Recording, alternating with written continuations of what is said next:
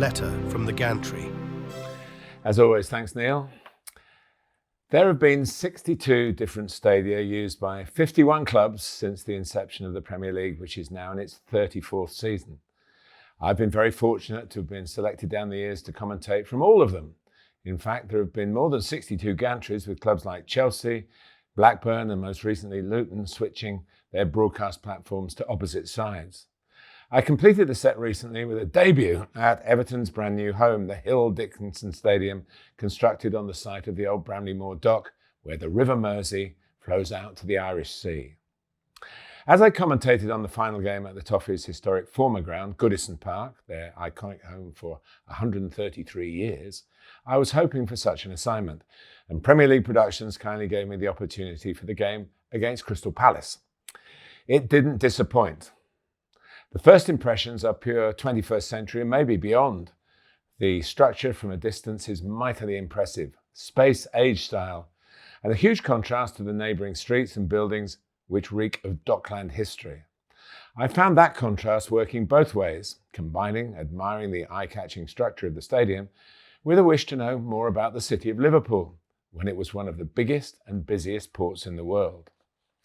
The next vivid impression came from driving through a front entrance to the television parking lot at the back of the ground, right on the river. This view emphasised the remarkable feat of filling in the site.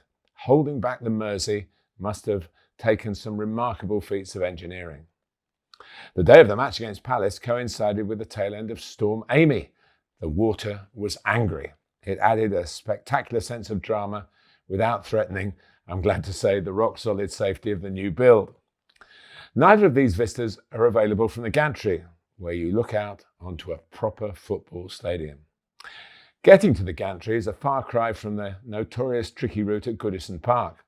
That climb up the outside of the Bullens Road stand, a clamber across the roof, a drop down through a trapdoor onto the platform. Scary for the faint-hearted, particularly when there was slippery frost about. At the Hill Dickinson, you glide up the levels on escalators. The sight lines and the Gantry's position are very similar to the Tottenham Hotspur Stadium. There is a splendid south stand with 14,000 seats behind the right-hand goal as you look from the television pictures. It is the upmarket version of Goodison's Gladys Street end, and the acoustics are exceptional. And it's built on the steepest angle closest to the pitch that structural and architectural law allows, so even at the very top, you're as close as possible to the action. All three goals in the Palace game were scored at that end. The mega noise when the Everton winner ricocheted in off a new hero to go with a new stadium, Jack Grealish, could have reverberated all the way back to where he's come from, Manchester City. Another compliment which goes along with Tottenham is the friendliness of the staff. Encouraged, I'm sure, from the executives, but easier for them to show in a spanking, brand new surroundings. It looks a happy place to work. It already has a neat piece of trivia. Iliman Ndiaye, who scored the last goal at Goodison Park, the last two in fact, in the final win over Southampton, netted the first Everton Premier League goal at their new base. The gifted Senegalese international scored against Palace too from the penalty spot, which set up the scenario for the jack-in-the-box winner. Getting the 52,000 plus capacity away post-match is a challenge though. That was always a problem at Goodison and indeed remains so at Anfield. The urban setting is part of the history of big city clubs, and deep roots need to be preserved. A previous Everton plan for an out-of-town ground never got off the ground. People of my age might be reminded of two footballing Jimmies who left their mark on the game. Hill, player, manager, negotiator, television presenter and pundit, and Dickinson, who won 48 England caps, played 743 league games for Portsmouth, winning 2 championships in the process, and honoured with a statue outside Fratton Park. The naming of Everton's new ground might be the only aspect of the project which didn't go down particularly well.